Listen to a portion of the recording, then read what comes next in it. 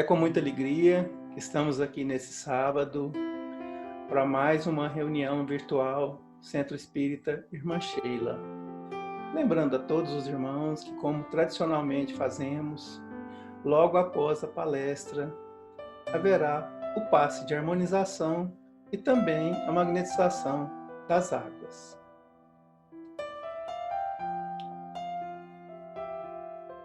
É com o coração cheio de júbilo que levamos os nossos pensamentos até a espiritualidade amiga e protetora,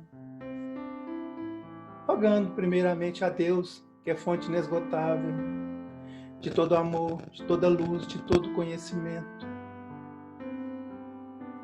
suplicando que estenda o seu olhar sobre esse nosso Brasil, sobre esse nosso mundo nesse momento de sofrimento. Sabemos, Senhor, que os seus desígnios são recheados de amor e que muitas vezes nós não os entendemos, porque ainda estamos numa fase da evolução, Senhor, que estamos aqui num planeta de provas e expiações. Por isso te rogamos, Senhor, faze vibrar em nós o amor, a confiança e a fé. Afasta de nós o mau pensamento. E que nesses momentos, Senhor, saibamos como pedir para que o vosso amor nos atinja a todos. Por isso, proferimos a oração que o próprio Jesus nos ensinou. Pai nosso que estais no céu, santificado seja o vosso nome. Venha a nós o vosso reino, seja feita a vossa vontade, assim na terra como no céu. O pão nosso de cada dia nos dai hoje, Senhor. Perdoe as nossas dívidas, assim como perdoamos os nossos devedores. Não nos deixeis cair em tentação, mas livra-nos do mal, porque vosso é o reino, o poder e a glória para todos sempre. Divino Mestre Jesus, sabemos que é o pão da vida, sabemos que nos dá o alimento que mata a fome, que nos dá a água que mata a sede, que nos dá o remédio que cura todos os males. Por isso, te rogamos, permita aos bons espíritos, tarefeiros do bem, que possam, Senhor, atender a todos os lares, aos hospitais, principalmente às UTIs, nesse momento de pandemia em que tantos passam por essa doença, por esse sofrimento. Ampara-nos, Senhor, dá-nos a saúde. E por fim, rogamos à irmã Sheila, que é a diretora espiritual da nossa casa, a permissão para iniciar a nossa reunião da noite com a prece cantada à irmã Matilde. Que assim seja.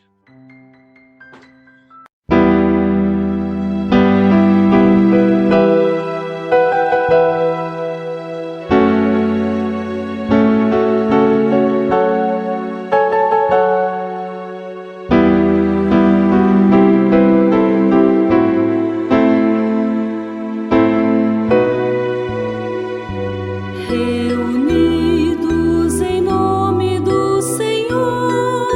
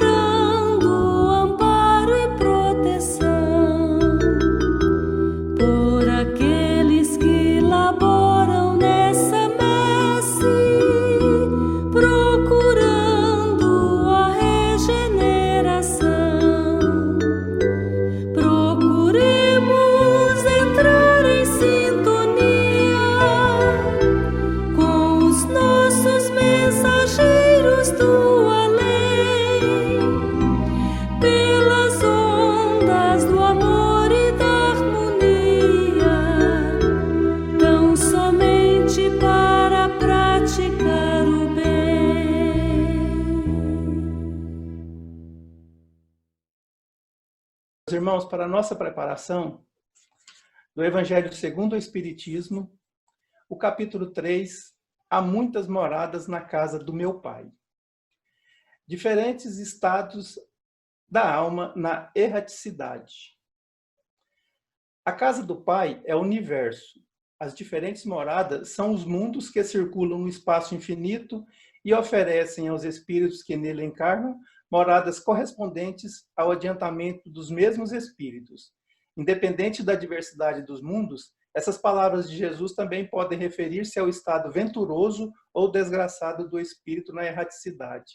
Conforme se acha mais ou menos depurado e desprendido dos laços materiais, variarão ao infinito o meio em que ele se encontra. O aspecto das coisas, as sensações que experimente, as percepções que tenha. Enquanto uns não se podem afastar da esfera onde viveram, outros se elevam e percorrem o espaço e os mundos, enquanto alguns espíritos culpados erram nas trevas, os bem-aventurados gozam de resplandecente claridade do espetáculo sublime do infinito. Finalmente, enquanto o mal, atormentado de remorsos e pesares, muitas vezes insulado, sem consolação, separado dos que constituíam objeto de suas afeições, pena sob o guante dos sofrimentos morais. O justo, em convívio com aqueles a quem ama, flui as delícias de uma felicidade indizível. Também nisso, portanto, há muitas moradas, embora não circunscritas nem localizadas. Meus irmãos, é com muita alegria que nós passamos a palavra ao Dr. Vicente Pessoa, que será o instrutor do Evangelho nessa noite de hoje. Rogamos a todos os irmãos vibrações de carinho, de ternura e a espiritualidade e a Jesus, rogamos que o ampare, o ilumine e o intua essa missão tão importante para todos nós. Olá a todos, olá amigos, amigas. É uma grande alegria estar aqui com vocês hoje, conversando sobre um assunto muito importante, que é a pluralidade dos mundos habitados. Que durante essa nossa conversa, Jesus possa nos inspirar, possa nos apoiar, nos ajudando a compreender, a entender essas ideias sobre a pluralidade dos mundos habitados, fazendo com que ao longo do nosso dia, ao longo das nossas semanas, da nossa vivência, nós possamos incorporá-la nos nossos pensamentos, juntamente com as consequências, os aprendizados e as lições que essa ideia de pluralidade dos mundos habitados trazem aos nossos corações e às nossas vidas. Qual a importância disso para todos nós, não é mesmo? Então, que Jesus possa nos fortalecer a fé, nos fortalecer o aprendizado dentro dessa ideia de pluralidade dos mundos habitados. Essa ideia ela é muito importante para a doutrina espírita. Afinal, ela faz parte de um conjunto de pilares e de ideias que sustentam o Consolador prometido. Por exemplo, dentre essas ideias e dentre esses pilares, nós encontramos, por exemplo, a imortalidade da alma. A alma que dura, que vive para toda a eternidade como fruto do Criador, como criação do Criador. Então essa ideia é uma ideia central do Espiritismo. Faz parte de todas as mensagens, de todos os conceitos que o Espiritismo traz. Assim como essa, nós também podemos encontrar a ideia da teoria da pluralidade das existências. A alma habitando diferentes corpos em diferentes momentos do tempo, em diferentes locais. Inclusive, essa ideia já vem anexada com a ideia da pluralidade dos mundos, porque essa ideia da pluralidade das existências, ela comporta a ideia de que essas diferentes existências possam ocorrer em diferentes mundos, em diferentes planetas, de acordo com a evolução, o aprendizado, a leveza, a desmaterialização da alma. Além dessas ideias, nós temos também a comunicabilidade dos espíritos, por exemplo. E todas essas ideias foram apoiadas, prestigiadas, estudadas pelo codificador Allan Kardec. Tanto é verdade que nós vamos encontrar a ideia da pluralidade dos mundos habitados em O Livro dos Espíritos, nas perguntas 55 a 58, em que Allan Kardec pergunta à equipe do Espírito da Verdade, na pergunta 55, por exemplo, se todos os globos que circulam no espaço são habitados. Ao que a resposta é sim, afirmativa. Todos os globos são habitados, mas habitados por espíritos em diferentes níveis evolutivos, em diferentes graus de aprendizado, de saber, de capacidade de amar. Na pergunta 56, o codificador questiona se a constituição física nos diferentes globos é a mesma. E nós já sabemos, através da astronomia moderna, que as constituições físicas dos diferentes planetas diferem entre si, o que terá repercussão também para a constituição perispiritual daqueles seres que lá habitam. Na pergunta 57, Allan Kardec pergunta se, não sendo a mesma para todos a constituição física dos mundos, deve-se concluir que tenham organizações diferentes os seres que lá habitam, o que é justamente isso que nós já adiantamos, que a constituição física dos seres que lá habitam pode ser diferente da condição física que nós conhecemos aqui na Terra. Alguns mundos são mais espiritualizados, então a matéria é mais rarefeita, é mais quintessenciada. Outros são mundos mais primitivos, em que a materialidade é mais grosseira, é mais nítida, é mais pesada. Então isso varia de acordo com o critério evolutivo do espírito. Mas teve uma pessoa que especialmente estudou a pluralidade dos mundos habitados e que foi o grande astrônomo francês Camille Flammarion. Este astrônomo era espírita e foi amigo pessoal de Allan Kardec. Quando Camille Flammarion nasceu, no ano de 1842, no interior da França, Allan Kardec já tinha 38 anos de idade. E no ano de 1856, Camille Flammarion é obrigado a mudar-se para Paris, junto com a sua família, porque havia uma epidemia de cólera que havia destruído todos os negócios de seu pai nessa cidadezinha no interior da França. Então, buscando vida nova, os Flammarion acabam mudando-se para Paris. E Camille, então, para ajudar no sustento do lar, ele encontra um emprego como xilogravurista, que são aquelas pessoas que faziam gravuras entalhadas na madeira, entalhadas nos metais. E ao voltar para casa um dia do seu trabalho, ele tinha o hábito de passar no Teatro Odéon em Paris, onde as últimas publicações científicas, filosóficas, de livros e periódicos eram expostas cotidianamente. E ao entrar nessa loja, nesse Odéon, no Teatro Odéon, em 1861, ele então se depara com um livro que lhe chama bastante atenção, porque esse livro dizia que o seu conteúdo era escrito por espíritos. Era o Livro dos Espíritos, escrito pelo então senhor Allan Kardec. E Camille Flammarion, ao folhear o livro, muito curioso e muito interessado, porque ele era um cientista, já tinha esse espírito científico desde criança, desde pequeno, esse espírito de saber, de aprender, essa vontade grandiosa de melhorar-se como pessoa através do conhecimento. Ele então folheia aquele livro e justamente abre nas páginas que retratam a ideia de pluralidade dos mundos habitados. E ele dirá que justamente naquela época ele estava escrevendo um livro que seria lançado no ano seguinte, em 1862, chamado A Pluralidade dos Mundos Habitados. Ele, um jovem, ainda de 19 anos, já estava escrevendo um livro sobre a pluralidade dos mundos habitados sem conhecer o Espiritismo. Ele também já era, nessa época, estagiário no Observatório de Paris e as suas ideias estavam muito à frente daqueles astrônomos famosos que coordenavam as atividades do Observatório de Paris. Inclusive, ele foi muito criticado por essas ideias, onde já se viu vida em outros planetas, e aliás, onde já se viu a existência de outros planetas, além daqueles conhecidos do nosso sistema solar, os nossos planetas vizinhos aqui.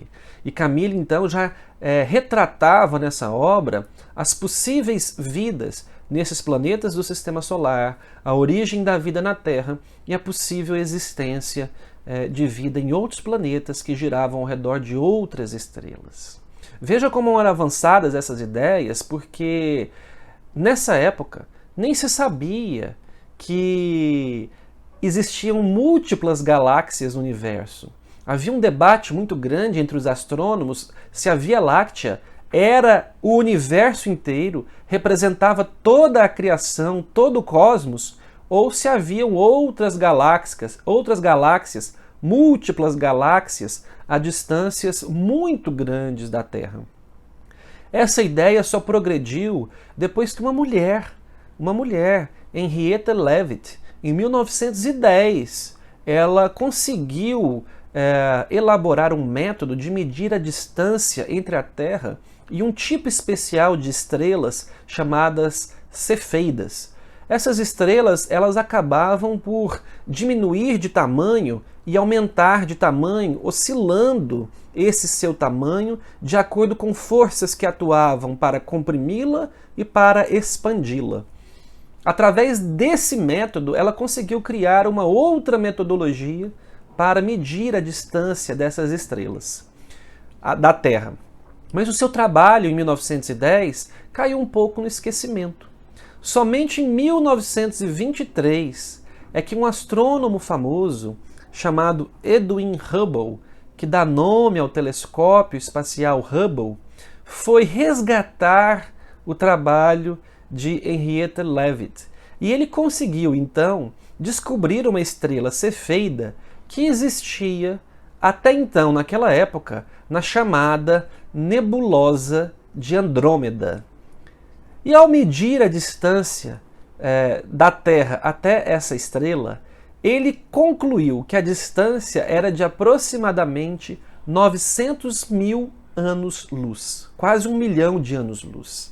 1 milhão de anos viajando à velocidade da luz. E ele ficou muito surpreso com aquilo e percebeu que essa era uma distância muito, muito grande. Difícil de entendermos até com as ideias conceituais que nós temos de distância aqui no planeta Terra. E, obviamente, já se sabia que a Via Láctea tinha aproximadamente um diâmetro de 100 mil anos-luz.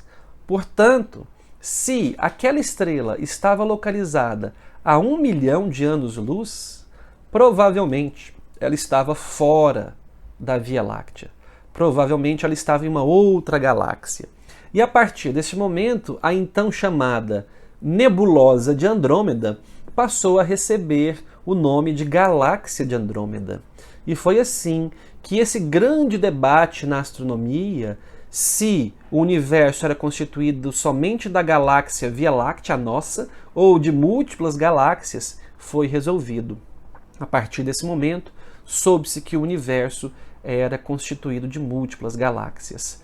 E Hubble, ao estudar a luz dessas galáxias, ele percebeu que elas estavam se afastando uma das outras. Então a distância dessa galáxia hoje da Terra, ela é maior do que ontem e maior do que anteontem. E ele percebeu então que se elas estão afastando cada vez mais, é porque um dia elas estavam muito próximas. Tão próximas que elas podiam estar condensadas em um único ponto, em uma única singularidade, dando origem à teoria do Big Bang, a grande explosão, de onde tudo saiu, de onde tudo foi criado. Então foi através destes trabalhos que essa teoria foi elaborada. Mas Camille Flammarion, quando ele conheceu a obra de Allan Kardec, ele quis conhecê-lo pessoalmente. E ele o procurou e passou a frequentar a Sociedade Parisiense de Estudos Espíritas, onde ele atuou como médium por 2 anos, nas sextas-feiras à noite, ao lado do próprio Allan Kardec. Allan Kardec tinha uma estima muito especial, muito carinhosa por Camille Flammarion. E a recíproca é verdadeira. é verdadeira. Camille Flammarion trouxe essa ideia de que a pluralidade dos mundos habitados poderia trazer consequências filosóficas, religiosas e científicas muito importantes para a humanidade. E que as pessoas que não viam essas consequências dentro dessa teoria estavam redondamente enganadas. E ele fazia essa conexão com a importância religiosa. Né? Ele dizia o seguinte, que naquela época, na França, na Europa, o positivismo estava fazendo com que o materialismo crescesse e a religião já não tinha mais impacto na vida das pessoas, aquele impacto de conforto, de consolo, de bem viver, de transformação moral. Então ele dizia o seguinte, que basta observar com atenção o estado de espírito atual para se perceber que o homem perdeu a fé e a segurança dos tempos antigos, que nosso tempo é uma época de lutas e que a humanidade inquieta está à espera de uma filosofia religiosa na qual possa depositar as suas esperanças. Ele coloca isso aos 18 anos, na introdução da obra A Pluralidade dos Mundos Habitados. A humanidade está atrás de uma nova filosofia religiosa sobre a qual possa depositar as suas esperanças, porque a religião depravada e deturpada pelos homens da época já não tinha mais esse papel, não tinha mais condições de preencher essa função, de preencher o coração do homem com o consolo e com a fé confortadora.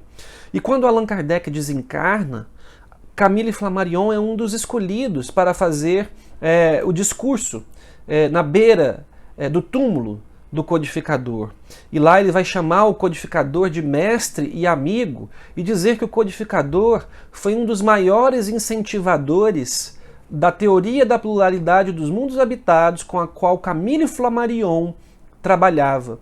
E Flammarion vai dizer que Allan Kardec colocou essa teoria no cerne, no coração da doutrina que ele construía, da doutrina que ele codificava.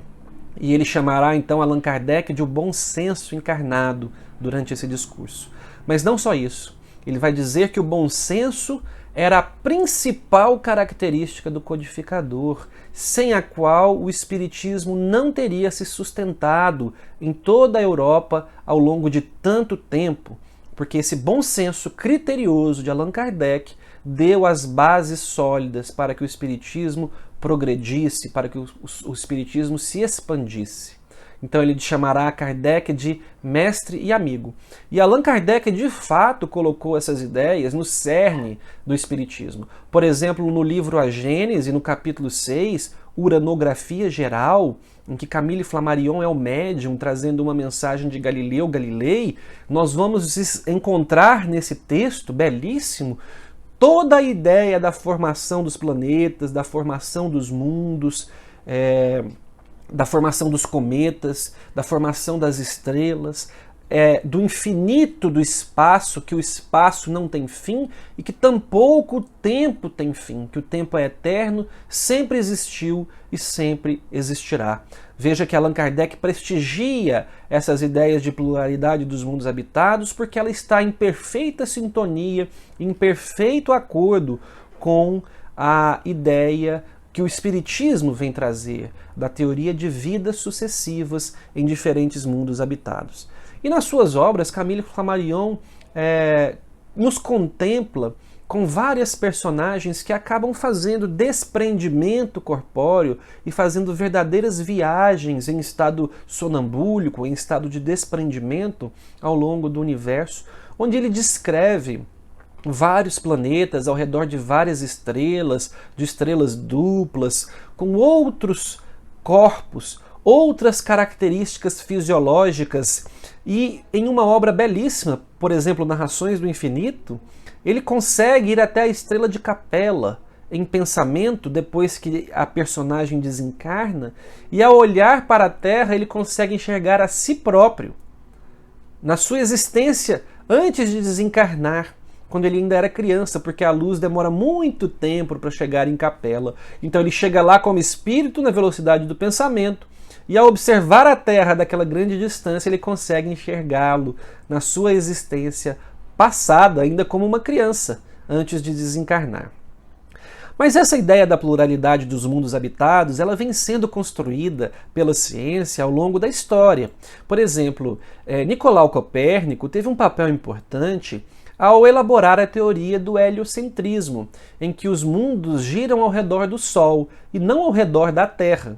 Foi a primeira pessoa que defendeu essa ideia de maneira clara, de maneira aguerrida, com os seus trabalhos. Claro que na antiguidade, os grandes sábios do passado, gregos, egípcios, já tinham essas noções de que nós é que girávamos ao redor do Sol, mas essas ideias ainda não eram bem difundidas e nem muito aceitas. Mas com Nicolau Copérnico, essas ideias ganharam um impulso. E depois Galileu Galilei, no século XVII, quando ele aperfeiçoou o telescópio e pôde apontá-lo para Júpiter, ele viu as ideias, ele viu as imagens de pequenos pontos luminosos girando ao redor de Júpiter, as chamadas luas galileanas que foram descobertas por ele, as 4 luas galileanas. Hoje nós sabemos que Júpiter tem mais de 60 luas, mas as 4 primeiras foram descobertas por Galileu. E ele então concluiu que nem tudo girava ao redor da Terra, que algumas coisas giravam ao redor de outras coisas, reforçando a ideia de Nicolau Copérnico, de que o Sol era o centro do sistema e que nós girávamos ao redor dele. Na época, supunha-se que era o centro do universo, porque nem se sabia da existência de outras galáxias. Mas, posteriormente, com essas ideias crescendo, isso passou a ser considerado como o centro do universo. Depois vieram também os trabalhos de Newton da gravitação universal, estudando o movimento dos corpos ao redor das estrelas. Veio também o trabalho de Kepler, mostrando que as órbitas dos planetas não eram circulares e sim elípticas, né? Quando ele então cria as famosas leis de Kepler. E esse conhecimento então vem progredindo, se desenvolvendo ao longo dos anos. Até que nós chegamos na ideia da Henrietta Leavitt a respeito das cefeidas e depois as descobertas de Hubble a respeito das múltiplas galáxias e do afastamento dessas galáxias entre si, concluindo, como nós já dissemos, sobre a teoria do Big Bang. Né? Agora, recentemente, com esses conhecimentos de física que a humanidade adquiriu, telescópios muito potentes foram construídos. Por exemplo, o telescópio espacial Kepler da NASA, que foi lançado no começo, na década de 2000, por exemplo, ele é um telescópio especificamente desenhado para a descoberta de outros planetas. E ele assim o fez. Esse telescópio ele fica apontado para uma região específica do espaço. E ao apontar para essa região, ele consegue captar a luz de todas as estrelas que estão naquela região. E se ao por acaso algum planeta passar na frente dessas estrelas, como se fosse um eclipse, só que muito, muito distante, esse telescópio é capaz de detectar a diminuição no brilho dessas estrelas. E então, se essa diminuição no brilho ela é periódica, ela se repete no intervalo de tempo regular, então provavelmente é porque um astro está passando na frente daquele planeta. E desde então, desde que esse telescópio foi lançado, ele já identificou mais de 4.000 planetas apenas em um pequeno espaço da nossa galáxia, um espaço correspondente ao tamanho da sua unha, do seu polegar no céu. Então imagine, nesse pequeno espaço nós temos aproximadamente 4.000 planetas que foram descobertos, fora o restante da galáxia, né? E isso é tão impressionante que o próprio telescópio espacial Hubble também foi apontado para um local no céu do tamanho de uma unha de polegar. E ele ficou com as suas câmeras abertas por aproximadamente 50 dias, captando luz daquele pontinho pequeno do tamanho de uma unha que vinha do espaço. E quando a imagem foi processada, o que se viu foi a presença de 5.000 galáxias. Galáxias, cada uma com bilhões de estrelas. Cada estrela com vários planetas girando ao seu redor. para nós percebermos a grandeza do universo.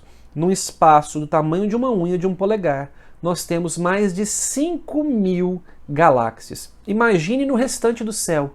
Quantas galáxias que hoje são contadas e estimadas na casa dos trilhões de galáxias, cada uma com bilhões de estrelas, cada uma com vários planetas girando ao seu redor, mostrando que a teoria da pluralidade dos mundos habitados, ela é uma teoria real, uma teoria que quando Jesus disse há muitas moradas na casa do Pai, ele realmente queria dizer que existiam muitas outras moradas na casa do Pai, que o Criador cria sem cessar e que essas moradas estão à nossa disposição no universo infinito. E nós descobrimos esses planetas todos e provavelmente no futuro nós poderemos descobrir características desse planeta. O próprio Camille Flammarion fez uma previsão em uma de suas obras dizendo que novos métodos farão conhecer a constituição física e química de outros astros, a natureza das suas atmosferas. E, logicamente, a NASA, aperfeiçoando cada vez mais os seus aparelhos e os seus telescópios, tem projetado para lançar em 2021 o telescópio espacial James Webb. Esse telescópio, muito mais poderoso e potente que o próprio Hubble, será capaz de identificar as características da atmosfera desses mundos, podendo prever a composição, quais são as moléculas que se encontram neste mundo. Por exemplo, tem clorofila, que existe só nas plantas? Ou seja, tem vida nesse mundo, vida vegetal? E assim a humanidade avançará para o conhecimento desses novos mundos e, quem sabe, não alçará voos até eles com o avanço da tecnologia, do conhecimento científico, da física e também do próprio conhecimento espiritual, por que não? Que na verdade é o verdadeiro conhecimento, né? Agora, quais são para nós as consequências filosóficas, religiosas e científicas de saber que existem vários mundos espalhados pelo espaço? No capítulo 3 do Evangelho segundo o Espiritismo, Allan Kardec vai discutir essa passagem que Jesus comenta que há muitas moradas na casa do Pai. E ele vai dizer que esses mundos são divididos de acordo com o nível moral, o nível intelectual dos espíritos. Quanto mais desenvolvido, quanto mais evoluído, nós somos capazes de habitar mundos cada vez mais felizes. Atualmente nós vivemos num mundo de provas e expiações. E obviamente estamos sujeitos às provas e às expiações que os nossos próprios erros nos impulsionam a resgatar.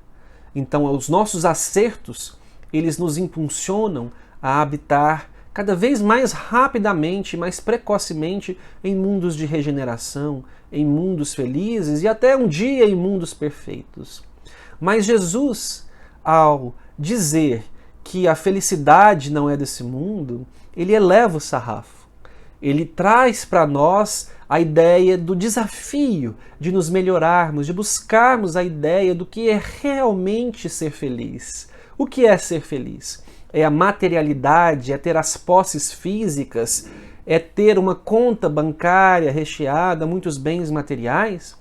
Sem nenhum desprezo a essas conquistas do homem, que são justas desde que sejam honestas e desde que ele mobilize essas riquezas para o benefício da humanidade, sem nenhum desprezo, nenhum preconceito contra a conquista da riqueza, nós entendemos que a verdadeira felicidade é aquela que nós encontramos ao deitarmos à noite com a nossa cabeça em nosso travesseiro e termos a certeza da consciência tranquila, do dever bem cumprido, de que nós executamos o bem que nos foi proporcionado ao longo do dia, quantas vezes foi necessária. André Luiz tem uma frase muito bela no livro Sinal Verde, no capítulo Em Torno da Felicidade, quando ele diz que procure conhecer a si próprio, estudar a si próprio, porque o autoconhecimento traz a humildade, e sem a humildade é impossível ser feliz. Então essa ideia da pluralidade dos mundos habitados, ela traz consequências existenciais importantíssimas, porque ela é mais uma ideia que o Espiritismo traz para que nós nos impulsionemos dentro da nossa reforma moral. Ela nos traz essa ideia das diferentes escalas do mundo, dos mundos, e que é muito importante para nós, a nossa reforma moral, para que nós possamos ascender nessas escalas e encontrarmos a verdadeira felicidade, que não é desse mundo. Então, com essas palavras, eu gostaria de convidá-los a estudar o capítulo 3 do Evangelho segundo o Espiritismo, sobre a pluralidade dos mundos habitados. E colocar estes ensinamentos dentro dos nossos corações, nas nossas conversas. Ao olharmos para o céu à noite, olhá-lo com outros olhos, olhos de amor, olhos de gratidão pela criação, entendendo que nós somos parte de toda essa grandeza universal e entendendo que por isso mesmo nós temos a responsabilidade, nós temos a obrigação e, por que não dizer, a alegria e o prazer de melhorarmos a nós mesmos através dessa ideia da pluralidade dos mundos habitados. Que Jesus seja o nosso apoio, o nosso amparo nessas conquistas e na absorção dessas ideias e desses conceitos, a fim de que nós mesmos sejamos felizes e possamos contribuir com o Mestre para a felicidade da Terra, transformando-a não em um mundo mais de sofrimento, de dor, de provas e expiações, mas num mundo regenerado, onde as pessoas possam praticar o bem e viver o bem. Que Jesus, então, nos abençoe a todos, esteja presente em todos os nossos corações ao longo de todos os nossos dias. Um grande abraço a todos, muita paz e muito bem. Estamos presentes à reunião virtual, patrocinado pela Casa de Sheila. Nesse momento do passe virtual, eu peço a cada um dos irmãos que se sentem nas suas cadeiras, nas suas poltronas, bem aconchegados, bem relaxados.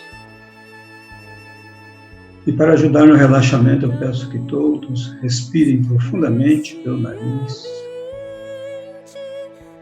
e expirem pela boca. Mais uma vez inspirando e expirando.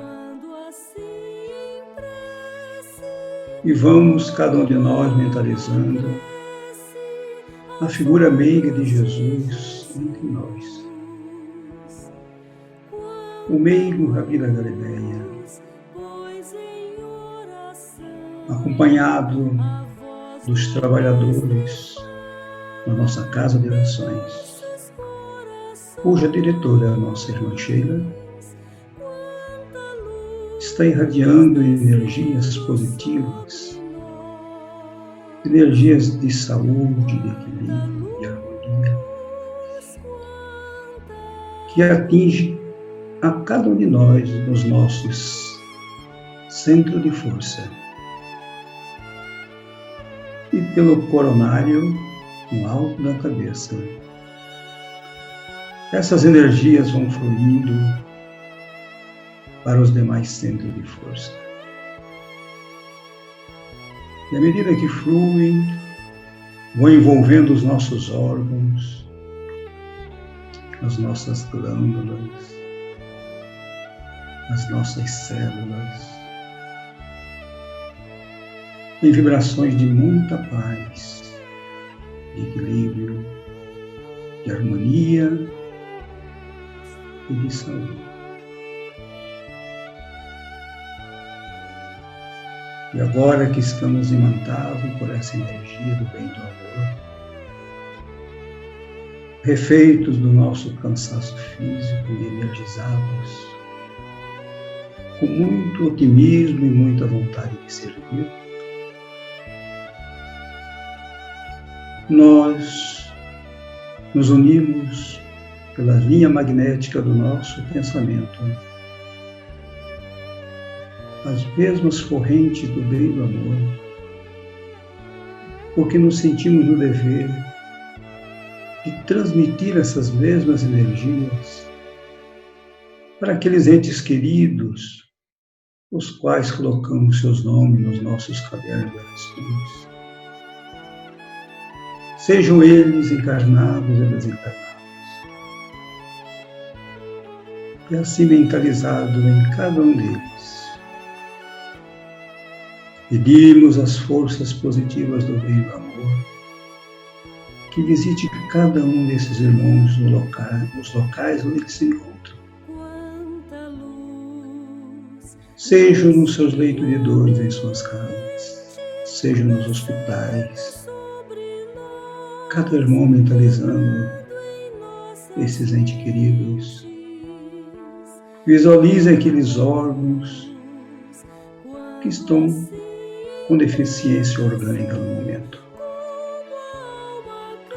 E as energias do bem e do amor, provindo do coração amoroso de Jesus, as energias de cor azulada e esverdeada, vão envolvendo cada um desses órgãos. O cérebro, os pulmões, o coração, no pâncreas e no baço, no estômago e no fígado, nos nossos intestinos e em todo o campo energético desse irmão mentalizado.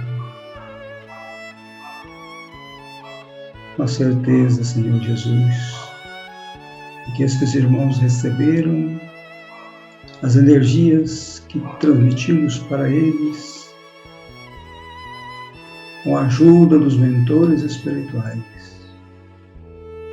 Nós vos agradecemos por todas essas dádivas recebidas na noite de hoje. Graças a Deus. E agora, meus irmãos, vamos passar a fluidificação das águas. Todos os irmãos que trouxeram as suas vasilhas, as suas garrafas de água e as colocaram sobre a mesa para receberem o fluido universal de saúde.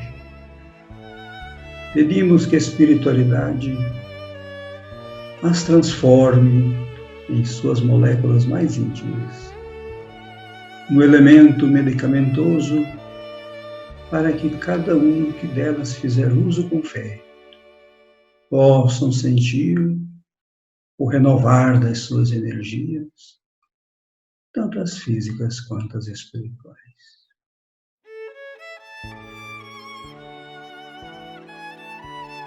E assim seja, Senhor. Encerramos este momento e pedimos a Jesus, mais uma vez, Senhor, o vosso amparo e a vossa proteção. O vosso amparo para toda a humanidade terrena,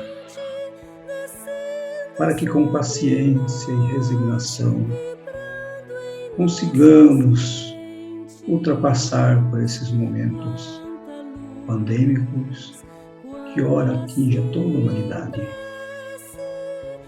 Bem sabemos, Mestre Senhor Jesus, que os desígnios do Pai são insondáveis, mas temos a certeza que tudo que ocorre é para o nosso bem e para a nossa evolução. E assim, mais uma vez, agradecidos por tudo quanto recebemos, e agradecidos até pelo que receberemos por vinda de vós, pedimos a permissão para encerrar a reunião virtual da noite de hoje, na vossa santa e doce paz. E que assim seja.